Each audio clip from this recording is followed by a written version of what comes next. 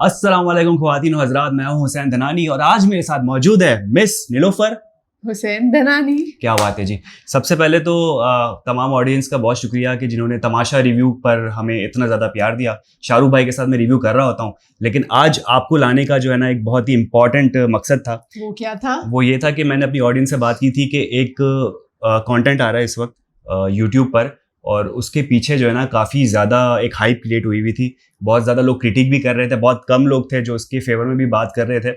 लेकिन मैंने कहा कि यार ये कंटेंट ऐसा है जो पाकिस्तान में इस किस्म का फर्स्ट टाइम लाया जा रहा है। बिल्कुल। हाँ। क्या आप वही कंटेंट की तो बात नहीं कर रहे जो एक रियलिटी शो है? It's a dating reality show. मैं बिल्कुल उसी की बात कर रहा हूँ, क्योंकि अगर आपको याद हो तो शाहरुख के साथ जो है मैंने इंडियन एक आता था temptation island. Okay, split villa वो क्या था? दोनों में डिफरेंस है, मैं आपको दोनों बता देता हूँ। देखो, है। जो आपने मेरा देखा था शाहरुख के साथ टेम्पटेशन आइलैंड, उसमें होता ये था कि कुछ लड़कियां, ठीक है, कुछ लड़के लाए जाते थे, ठीक है, और जो लड़के या लड़कियां आ रही थी वो कपल्स होते थे और उनके दरमियान पहले से ही एक रिलेशन होता था। वो आते इसलिए थे उस शो के अंदर कि उसको टेस्ट कर सके कि उनके प्यार में मोहब्बत या उसमें मजबूती कितनी है, ठीक है, और ऑनेस्टी टेस्टिंग, और उनको आगे शादी करनी चाहिए कि नहीं चाहिए। तो वो टेस्ट इस तरह से करते थे कि उस विला में उनको लाया जाता था, कपल्स को फिर अलग कर देते थे। 4 लड़के इधर हो गए या 5 लड़के इधर हो गए, और उनकी जो गर्लफ्रेंड है या उनसे जिनका जो रिलेशनशिप चल रहा है उनको अलग करते थे। फिर टेम्प्ट करने के लिए टेम्प्टर्स लाए जाते थे, यानी लड़कों को टेम्प्ट करने के लिए लड़कियां लाई जा रही है और लड़कों को टेम्प्ट करने और लड़कियों को टेम्प्ट करने लड़के लाए जा रहे हैं। और फिर उन्हें डिसीजन लेना होता था कि क्या जिनके साथ उनका पहला रिश्ता है क्या वो उनके साथ जाना चाह रहे हैं, या फिर जो नया बंदा आया या नई बंदी आई है वो उनको ज्यादा पसंद आ रही है। तो ये थोड़ा एक ट्विस्ट होता था टेम्पटेशन आइलैंड में। अब स्प्लिट्स विला की अगर बात की जाए तो स्प्लिट्स विला में सिंगल्स होते थे। हाँ बिल्कुल, दोनों सिंगल्स थे, जिसको जो पसंद है वो ले लो। अच्छा, पसंद वसंद का चक्कर नहीं था। स्प्लिट्स विला में मोर ऑफ के पावर कपल कौन है, ठीक है, आपके पास बहुत सारे टास्क होते थे। अब आप चूज करते थे कि यार मैं इस लड़की के साथ या इस लड़के के साथ ये टास्क परफॉर्म करूंगा। अब जाहिर सी बात है, कंपैटिबिलिटी होती है, अंडरस्टैंडिंग होती है, जो अच्छा परफॉर्म करेगा वो जीतेगा। चले, अगर इसी हवाले से बात कर रहे हैं तो ये जो आपका लाजवाल इश्क बहुत हाइप क्रिएट हुई है इसके बारे में अगर बात करें तो हमने ट्रेलर भी देखा है इसका, और उसमें एक चीज जो एक सेंटेंस बड़ा कॉमन आयशा उमर ने कहा है वो यही कहा है, जिसको जो पसंद है वो ले लो। इन दोनों लड़कों में से कौन सा पसंद आ रहा है? दोनों अच्छे हैं। क्या कहेंगे आप इस पे? यार इस पे देखो, बात ये कि कंट्रोवर्सीज तो बहुत ज़्यादा है इस पे। सबसे ज़्यादा जो कमेंट आ रहे हैं इस वक्त यही आ रहे हैं कि ये जो कंटेंट है वो हमारे रिलीजन, ये हमारे कल्चर, ये हमारे लैंग्वेज के खिलाफ है, ठीक है। ऐसा ही है। अब बात ये है कि सिर्फ यही चीज़ इंटरनेट पे मौजूद नहीं है। अब सबसे पहली बात तो ये कि लोग कह रहे थे कि पैमरा को कैसे ब्लॉक करो। अब पैमरा का इसमें ज्यूरिडिक्शन भी आती नहीं है क्योंकि यूट्यूब पे आ रहा है। ज़्यादा से ज़्यादा आप ये कर सकते हो कि यूट्यूब पे जाके इसको रिपोर्ट कर सकते हो। लेकिन आप नाम की बात करें ना, लाजवाल इश्क, इससे तो मुझे लग रहा था कोई नॉवल है। टू बी वेरी ऑनेस्ट, जब मुझे पता चला, मतलब पता है आप लोगों को होता क्या है? ओए होए डीप बात हो रही जा रही जी, बताएं क्या नाम दिया ऐसे शो को? नहीं, वैसे अगर देखा जाए ना तो उसका नाम हो सकता था जजीरा मोहब्बत। लव आइलैंड का जजीरा मोहब्बत कर देते हैं, क्योंकि लाजवाल इश्क यार मुझे बहुत ज्यादा, there is a huge difference between इश्क एंड मोहब्बत। ओए होए, ठीक है। इश्क क्या होता है जो हम किसी को देते हैं without any expectation, definition check सामने वाले से, कि हम सामने वाले से कुछ एक्सपेक्ट नहीं करते कि हमें रिटर्न में कुछ मिलेगा। अनकंडीशनल लव की बात कर रहे हैं, द अनकंडीशनल लव, ठीक है। और मोहब्बत तो किसी से भी हो जाती है। ओए हो, जानवर से भी मोहब्बत हो जाती है। ऐसा आप करते हैं बिल्लियों से मोहब्बत। बिल्लियां मुझे पसंद है, और आज हमने जो है वो लाजवाल इश्क का एपिसोड जो फर्स्ट था ना उसका हमें बिल्लियां नजर आ रही थी हमें काफी ज्यादा। तो खैर, इस कंटेंट को बनाने का मकसद ये है कि इस पे कुछ बातचीत की जाए, ऑब्जर्वेशन शेयर की जाए। जो बुरी चीज है उसको भी क्रिटिक किया जाए कि जो गलत हो रही है, और जो समझने वाली चीज है, जो कुछ अच्छी बातें भी है जो इस एपिसोड में हमने देखी, हम उसको भी देखेंगे कि जो लोग हैं वहाँ पे पार्टिसिपेंट्स हैं उन लोगों ने काफी ऐसे पॉइंट्स भी कहे हैं जिसपे पॉइंट ऑफ डिस्कशन बनता है। बिल्कुल बनता है। और अब एक डिस्क्लेमर मैं ये लेना चाहूँगा कि जिन लोगों को ये समझ में आता है कंटेंट, जो देखना चाह रहे हैं, खुले दिमाग के साथ सुनना चाह रहे हैं, सेट असाइड करें अगर रिलीजन या लैंग्वेज की बात हो रही है। अगर फिर भी आपको जो है वो कुछ बुरा लग रहा है तो बिल्कुल आपके ऊपर है, आप ये वीडियो नहीं देख सकते, आप बिल्कुल स्किप कर दें। लेकिन जो लोग उसको एज एन एक्टिविटी समझ लें या एज एन एंटरटेनमेंट के तहत देखना चाह रहे हैं तो वो ये रिव्यू कंटिन्यू कर सकते हैं। बिल्कुल ऐसा ही है, ऐसा ही है, बिल्कुल ऐसा ही है। तो भाई, लाजवाल इश्क एपिसोड नंबर 1 1.5 घंटे का आ गया, और 1.5 घंटे के देखने के बाद जो ना मैं थोड़ा सा परेशान हो गया कि भाई तमाशा रिव्यू भी एक हम जो करते हैं शाहरुख और मैं 1 घंटा 20 मिनट 1 घंटा 30 मिनट वो भी हम कभी कभी मल्टीप्लाई बाय 2 पे भगा के देख रहे होते हैं, लेकिन मुझे लग रहा है कि ये क्योंकि इंट्रोडक्टरी एपिसोड था इसलिए उसको ज्यादा इतना मल्टीप्लाई बाय 2 नहीं किया, हमने नहीं किया, हमने प्रॉपर देखा है एपिसोड देखा है पूरे 1.5 आवर्स का। तो स्टार्ट में जैसे कि आपने देखा सबसे पहले जो नजर गई थी वो किस पे गई थी हुसैन? ड्रेसेस। यार एक सबसे बड़ा मेरा सवाल है जो प्रोडक्शन टीम है लाजवाल इश्क की, कि आप किसी भी शख्स को, किसी भी मर्द को, औरत को इंट्रोड्यूस करवा रहे हो तो ये कैमरा एंगल्स क्या सोच के आप ले रहे थे? मतलब द वर्स्ट कैमरा एंगल्स। हाँ, मतलब अगर आपने ग्लैमर दिखाना है तो एक बंदा वॉक करते हुए आ रहा है और उसके दूसरे फीचर्स भी होते हैं, लेकिन ऐसा लग रहा था एंगल्स देख के जानबूझ के ऐसा लग रहा था कि कोई जो है वो मटेरियलिस्टिक चीज दिखाई जा रही है, ना कि इंसान को इंसान नहीं समझा जा रहा। फॉर्मेट वैसे तो बड़ा ये लोग कह रहे होते हैं, हाँ, हम इसको अच्छे अल्फाजों में यही कह सकते हैं कि the angle was not right. Yes, ऐसा ही है। ये था। पार्टिसिपेंट्स की बात कर लेते हैं अब।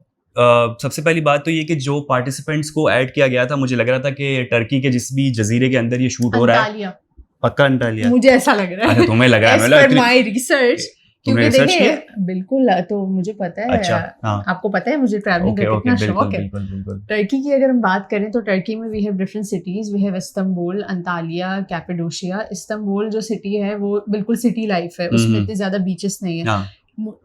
As per my knowledge and research जो बीचेस है वो सबसे ज्यादा हमारे पास अंतालिया में है। तो मुझे ऐसा लग रहा है कि ये अंतालिया में कोई आइलैंड है जहाँ पे ये शो हो रहा है। बिल्कुल, यहाँ तो हो भी नहीं सकता था, वरना तो क्या अगर आग लगा देते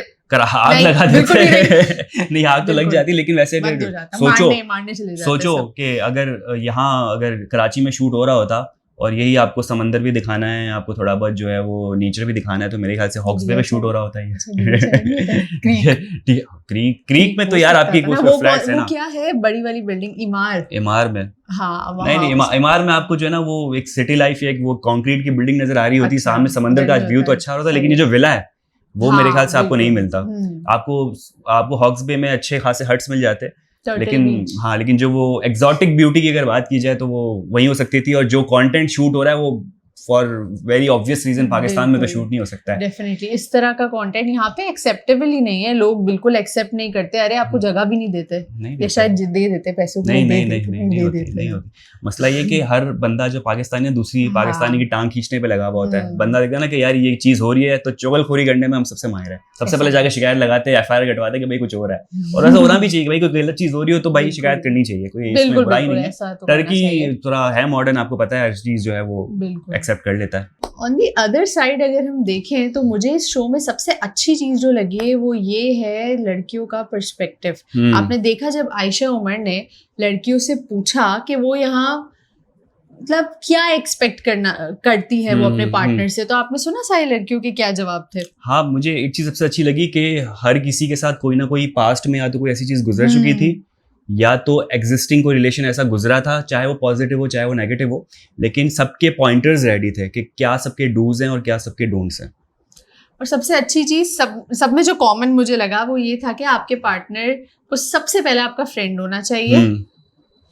सबने ये कहा। अब देखो ना यार, अब वो भी तो उसकी बात थी ना कि मुझे जो है ना हस्बैंड नहीं चाहिए, मुझे ये नहीं चाहिए, मुझे जो है पहले फ्रेंड चाहिए। तो सबकी एक अलग अलग मेंटालिटी थी, हर कोई अपनी मेंटालिटी के साथ। पहले यही होता है कि आपको बात ये नहीं है कि पहले हस्बैंड नहीं चाहिए, पहले बॉयफ्रेंड नहीं चाहिए, पहले फ्रेंड चाहिए। बात ये है कि आपको आपके पार्टनर में फ्रेंड चाहिए। यस, ये आप कॉन्सेप्ट को समझ रहे हैं कि वो आपका पार्टनर आपका इतना अच्छा दोस्त होना चाहिए कि उसके अलावा आपको और किसी के थर्ड पर्सन के पास जाने की नीड ना हो। कि if you and your partner are having a fight on anything, तो आपको इस चीज की नीड नहीं है कि आप किसी थर्ड पर्सन को कॉल कर रहे हो कि हमारी फाइट को सॉर्ट आउट करो। ऐसा ही है, this is very very important. हाँ, और आयशा ने देखो ना ये भी तो बताया ना कि बाउंड्रीज सेट करनी बहुत जरूरी है। आप किसी के साथ भी आप रिलेशन में आ रहे हो, ठीक है, आपका रिलेशन बन रहा है, तो शुरू में ही बहुत ज़रूरी है कि आप बता दो कि भाई मेरे डूज या डोंट्स ये हैं, ठीक है, या फिर मेरी कमज़ोरी, मेरे स्ट्रॉन्ग पॉइंट ये है, या दिस इज़ द पॉइंट, यहाँ पर आपने आगे नहीं बढ़ना।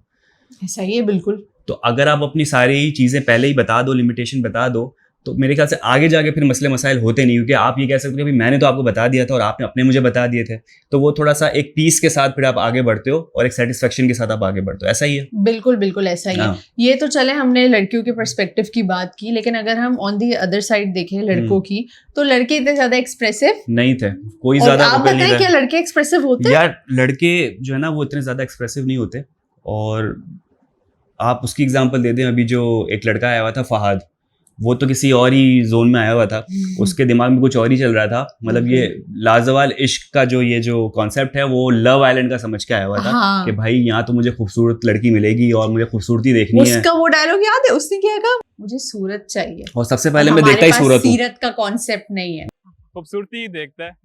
फिलहाल तो हमारे यहाँ ऐसा कोई कॉन्सेप्ट नहीं है खूबसूरती का। उसने ये कहा। हमारे पास में कौन है, किसको रिप्रेजेंट कर रहा है भाई लड़का? फैमिली का बता रहा होगा ना।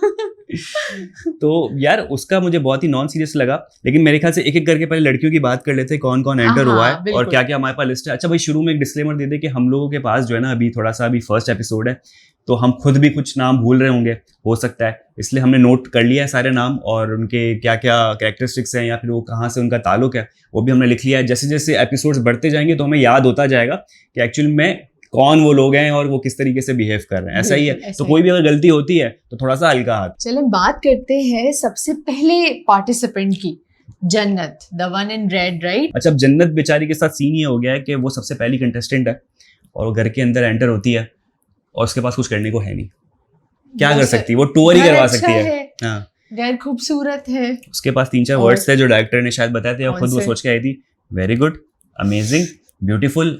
उसने 4-5 दफा एक ही वर्ड बोला है घर के अंदर आके। अब वो बेचारी करे भी तो क्या करे, उसके पास कोई है ही नहीं बोलने को। अकेले और साइलेंस के साथ अगर आप घूम रहे हो तो बड़ा ऑकवर्ड लगेगा, क्या ज्यादा ज्यादा डायरेक्टर म्यूजिक लगा देगा पीछे, तो वो भी बड़ा ऑफ लगता है। तो उसने जो भी किया वो प्रैक्टिस को की। उसको पूल बहुत अच्छा लगा था ना, स्विमिंग पूल, है ना भाई? आप घर अगर देखें, विला टर्की का जो भी है विला है, बहुत ही बेहतरीन विला है, इसमें हर चीज जो है वो प्रॉपर आपको जाना चाहिए हमें। ठीक है, इसके बाद अगर हम बात करें अपने नेक्स्ट कंटेस्टेंट की, तो वो थी उरूज। चीता पैटर्न का उन्होंने जो है वो गाउन पहना हुआ था और वो जो है बिल्कुल आप देखें बड़ी प्रोमिनेंट फेशियल एक्सप्रेशन के साथ है, बड़ी एक्सप्रेसिव नजर आ रही थी हर चीज में। और जब वो एंटर होती है तो उनको वेलकम करती है जन्नत। तो चले, 2 बहनें जब एंटर हो गई हैं तो कुछ बात करने को तो उनको मिल गया। तो बात ये थी कि उरूज ने जन्नत से कहा कि आप यहाँ क्यों आई हैं? वाह। और जन्नत का जवाब क्या था? मैं यहाँ घर बनाने आई हूँ, घर बनाने। उसका मकसद था घर बसाने आई हूँ, ईंटें लेकर घर बनाने। हाँ, अच्छा, उसके सामने भी जो है ना, उसने भी उसको लिटरली लिया, अच्छा तो मैं तुम्हें ईंटें और जो है बजरी दे देती हूँ, तुम घर बना लो। फिर वो बताती नहीं, मैं घर बसाने आई हूँ। तो ये अब वैसी बात नहीं है स्क्रिप्ट, तो क्या ही बातें कर लेंगे ना, मतलब क्या शुरू में तो स्मॉल टॉक्स तो यही होती है। फिर हमारे पास आई Laiba, the one in black. और आपको पता है लाइबा फार्मास्यूटिकल इंडस्ट्री से लाइबा का ताल्लुक है। हाँ, मैं भी फार्मा से ही हूँ। क्या बात है, देख लें आप। लेकिन मैं मार्केटिंग से हूँ and I am a product manager. वो एडमिन से है, तो आपकी बड़ी उससे वो लिंक आप कर पाएंगे जो बातें कर रही हूँ। अगर वो करती हैं, अगर कॉर्पोरेट वर्ल्ड की बात नहीं, हाँ, अगर करे तो आप रिलेट कर पाएंगे। बिल्कुल बिल्कुल। अब यार ये देखने वाली बात है कि अब उसके अंदर हर कोई जो है वो वेला नहीं है, कोई ना कोई काम कर रहा है। हाँ। अब लड़कियां जो है वो उसमें से बिजनेस है, कोई मॉडलिंग कर रही है, एक स्टूडेंट है जो कि थिएटर पढ़ रही है। बिल्कुल ठीक है, जन्नत की अगर मैं बात करूं, ठीक है। इसके अलावा अच्छा, उरूज क्या कर रही है? Product supply. उरूज का लेडीज इन जीन्स की। यार अब उसका एक्सेंट का मसला है तो क्या ही कर सकते हैं ना, मतलब क्या बोले, जेंट्स कुछ इस तरह से वो बोल रही थी। अब भाई बात इंपॉर्टेंट पता है क्या, इस वक्त एक्सेंट इंपॉर्टेंट नहीं, आपकी कम्युनिकेशन इंपॉर्टेंट। आपको बात समझ में आ गई ना? आ गई। हाँ, लेकिन हमें पता चल गया थोड़ा सा वो एक वो वाला लुक, छपाटर वाला लुक आ रहा था। तो हमें आइडिया हो गया कि वो सही है। तो खैर छोड़ें उसको, जो भी एक्सेंट है बात समझ में आनी चाहिए, हमें आ गई, बिल्कुल आ गई। फिर आपकी कौन आती है? फिर हमारे पास आई थी द वन इन ब्लू, बतूल। यार बहुत ज्यादा एक्सट्रोवर्ट नजर आई थी, लेकिन बाद में एकदम से खुश हुई है, शिफ्ट हुआ है उसकी पर्सनैलिटी में, डुअल पर्सनैलिटी। क्योंकि जब वो आई तो मुझे लग रहा था कि यार ये बंदी जो ना बहुत नजर आएगी, ये बहुत तेज है। और जिस तरह से वो लड़कियों को लेके एक्टिविटीज करवा रही थी, आयशा उमर की एंट्री भी नहीं हुई थी, कैटवॉक करवा दी, चलो ये करते हैं वो करते हैं ग्रुप को। उसको देख के ऐसा लग रहा था कि उसमें लीडरशिप क्वालिटीज है और वो बहुत ज्यादा एक्सट्रोवर्ट है, बहुत जल्दी वो सबसे दोस्ती कर लेती है। लेकिन एक चीज आप लोगों ने नोट की, जैसे ही लड़कों की एंट्री हुई है, लड़कों का जब ग्रुप आया, जब सबको टाइम मिला एक दूसरे से बात करने के लिए, तब बतूल ने बिल्कुल भी किसी से बात नहीं की। तो माइट बी पॉसिबल कि वो सिर्फ सेम जेंडर के बीच में कंफर्टेबल फील करती हो, उसमें वो एक्सट्रोवर्ट हो, लेकिन जब दूसरा जेंडर आ गया तो वो इंट्रोवर्ट। हाँ, क्योंकि देखो ना, मैं यही चीज नोट कर रहा था कि 2 सिचुएशन या 2 ऐसे पॉइंट थे जब वो एकदम से बिल्कुल शिफ्ट आया है।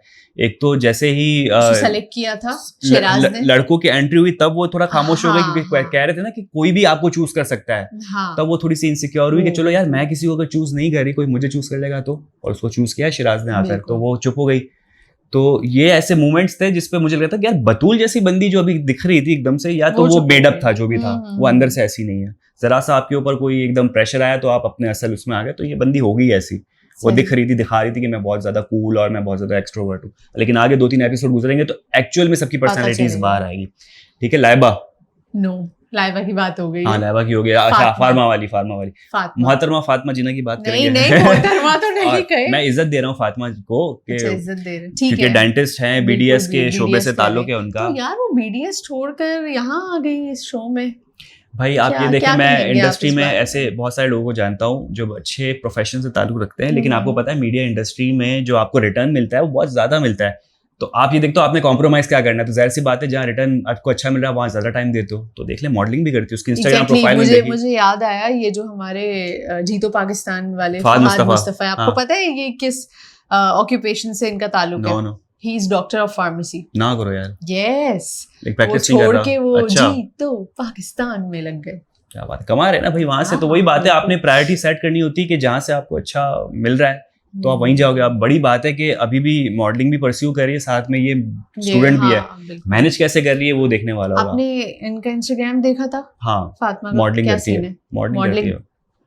बलोच भी है, बलोच भी पता नहीं क्या है, कौन सी कास्ट है ये तो पता नहीं लग रहा, लेकिन लग रही बाय अपीयरेंस से तो लग रहा था कोई फॉरेन बंदी है, बाहर से आई हुई है कोई इस तरह से। एक्सेंट भी अच्छा है और बहुत ज्यादा है ना चूजी है, मतलब वो इतनी ज्यादा घुल मिल भी नहीं रही थी। ठीक है, और बहुत ज्यादा जो है वो मैच्योर भी लग रही थी, थोड़ी बड़ी उम्र की भी लग रही थी, या शायद फीचर्स ऐसे थे उसके लग रही थी, शायद एज ना भी हो उसकी, लेकिन बहुत ज्यादा कंपोज थी। एक चीज, वो बार बार अपना ड्रेस क्यों एडजस्ट कर रही थी? कंफर्टेबल नहीं थी उस पर। अगर आप देखो ना तो आइडिया पूरा पता चल रहा था कि घर के अंदर जितनी भी लड़कियां हैं वो ये ड्रेस रेगुलरली या ओकेजनली भी नहीं पहनती होगी, क्योंकि वो कैरी नहीं कर पा रही थी, सब कुछ ना कुछ ड्रेस एडजस्ट कर रही थी, लेकिन कंफर्टेबल नहीं थी। आयशा उमर बहुत कंफर्टेबल। आयशा उमर को तुम जानते हैं ना भाई, उनका तो आप देख लो कि वो पार्टीज हो गई या कॉन्सर्ट्स की पिक्चर्स उनकी आ रही होती हैं, बाहर इतना ट्रैवल कर रही होती है, तो वो तो कैरी कर लेती है बड़ी आसानी से। ये जो भी प्रोडक्शन टीम है, whatever the director, whoever the director is, तो क्यों ये ड्रेस आपने सजेस्ट किया इन पार्टिसिपेंट्स के लिए?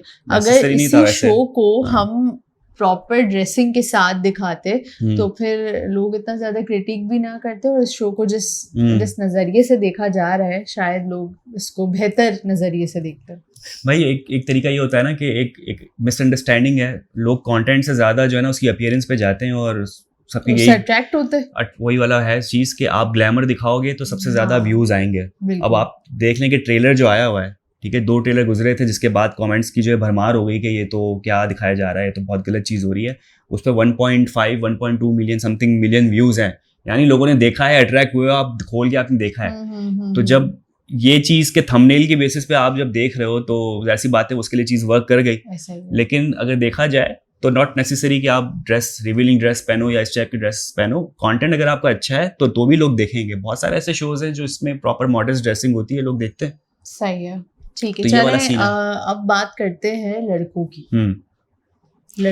लड़कों में सबसे पहले जो है वो आए थे हमजा, ठीक है, और हमजा बेचारे थोड़े से सबसे पहले कंटेस्टेंट थे, और कभी कभी बंदा कंफ्यूज हो जाता है कि जब सारी लड़कियां खड़ी हो और अचानक से एक लड़के को अंदर भेजा जाए ना और सारी लड़कियां आपको चेकआउट कर रही हो तो वो बंदा कंफ्यूज होता है। लेकिन जब थोड़ा बहुत टाइम गुजरा, उससे सवाल जवाब शुरू किए तो फिर लगा वो खुल गया बंदा, ठीक है ना, उस पर कॉन्फिडेंस आ गया।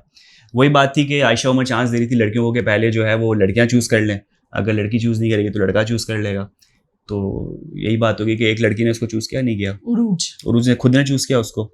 यार उरूज के एक साइड पे जो लड़की थी उसने उसको ऐसे कोनी मारी, दूसरे साइड पे जो लड़की थी उसने भी ऐसे किया। तो ये कोनी मारने से आप चूज कर, ऐसा कुछ नहीं होता, खुद को पसंद आ रहा होगा वो। अरे उसने नहीं बोला था, तो फिर लड़के ने सिलेक्ट किया? नहीं, फिर उसके फ्रेंड्स उसको सोशल प्रेशर की वजह से वो खुद सेलेक्ट हो गई। वाह भाई वाह, चलो ऐसे भी होता है। अच्छा भाई, फिर उसके बाद किसकी एंट्री होती है? शिराज कैसा लग रहा था? फर्स्ट इंप्रेशन कैसा था शिराज का?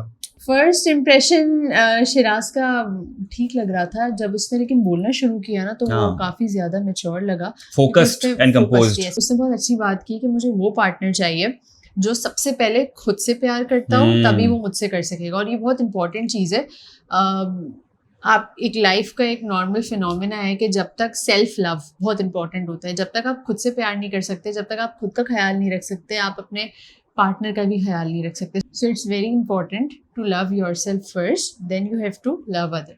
ऐसा ही बिल्कुल। उसके बाद फिर जो है शिराज के बाद किसकी एंट्री होती है? अच्छा, शिराज का सीन ये है कि शिराज जो है वो खुद जाके चूज करता है बतूल को, तो ही तो वो बेचारी कंफ्यूज हो जाती है क्योंकि कोई शिराज को चूज नहीं कर रहा होता है। पता नहीं क्यों नहीं कर रहा होता है, बल्कि वो इतना मैच्योरली उसने सारी चीजें बात आप ये देखें कि लेकिन इवन जब पहला कंटेस्टेंट आया था ना हमजा, लड़कियां सारी इस चक्कर में थी कि भाई हमें पहले सारी वैरायटी दिखाओ, उसमें से हम चूज करें, लेकिन ऐसा पॉसिबल था नहीं। ट्विस्ट इसमें ये था कि आयशा उमर ने कहा कि सबसे पहले लड़कियां जिसको चूज करना चाहती कर लें, नहीं करोगे तो लड़का करेगा।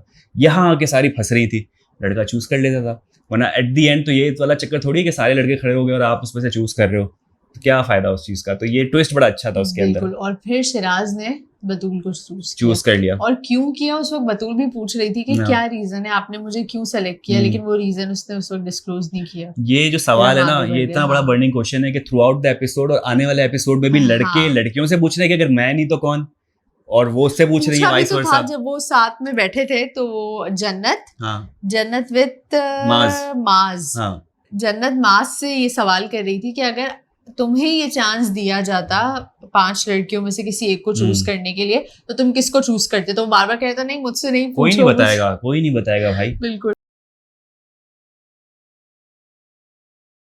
कोई क्यों बताएगा। आपको पता है ना कि अगर आप उस लड़की के सामने बोलो कि यार मुझे तो वो पसंद थी लेकिन आपने मुझे चूज कर लिया, तो वहां आपका रिलेशन वहीं कट गया। ऐसा ही है, बिल्कुल। ठीक है, अब उस लड़की को पता चलेगा कि यार ये तुझे पसंद कर रहा था, तो वो ऑकवर्ड सिचुएशन हो जाएगी कि यार ये मुझे पसंद कर रहा था, फिर आप फेस कैसे करोगे? कोई किसी को कुछ नहीं बताएगा। गो विद द फ्लो वाला मामला है कि आप बस देखो किसके साथ आपकी कंपैटिबिलिटी अच्छी बन रही है। क्या पता जिसको आप समझ में नहीं आ रहे थे उसके साथ रह के आपकी कंपैटिबिलिटी बच जाए, तो कुछ भी हो सकता है। तो कोई नहीं बताता इस तरीके से।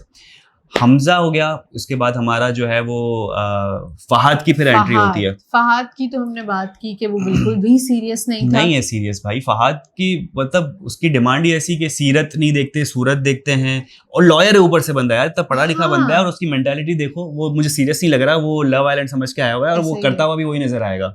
और जब लड़कियों से पूछा गया कि फहाद को कौन पसंद करेगा, कौन चूज करेगा, तो किसी ने भी हाँ नहीं बोला। फंसाया लाइबा को। हाँ, फहाद नहीं, हाँ उसकी दोस्तों ने फंसाया ना लाइबा के। ये देखो, जन्नत ने कहा कि लाइबा, लेकिन खैर लाइबा मना कर रही थी उस वक्त भी, लेकिन फिर फहाद ने लाइबा को ही सेलेक्ट किया। तो वो थोड़ा सा बहुत ही क्रिंज कंटेंट लग रहा था उस वक्त कि भाई एक लड़की नहीं चाह रही, पसंद नहीं करना चाह रही, फिर भी लड़का उसको जबरदस्ती ले जा रहा है, तो अब उसको तो बात करनी पड़ेगी उसके साथ। फिर लाइबा ने ये कहा भी कि मैं इसको बहुत टफ टाइम दूंगी। होना भी चाहिए भाई, फहाद मुझे लग रहा है उसको तो टफ टाइम दो आप। फहाद के बाद फिर एंट्री होती है 2 लोगों की एक साथ की, माज और जुनैद की। जुनैद अख्तर को तो मैं जानता हूँ, आपने देखा होगा, मैंने एक इंटरव्यू लिया था तमाशा का, उनके साथ वो इवेंट जब हुए थे, तो वो बड़ा ठंडा आदमी है, बड़ा कंपोज्ड बंदा है, और वो जिस तरह से उसने कहा था कि मैं मोमाज बॉय हूँ मैं, तो बिल्कुल वो घर वालों से बहुत ज़्यादा, मम्मी से बहुत ज़्यादा अटैच्ड है अपनी। तो ये सीन तो मुझे पक्का पता है, जो बता रहा है, जो बात कर रहा है फातिमा से भी, वो बिल्कुल सही कर रहा है।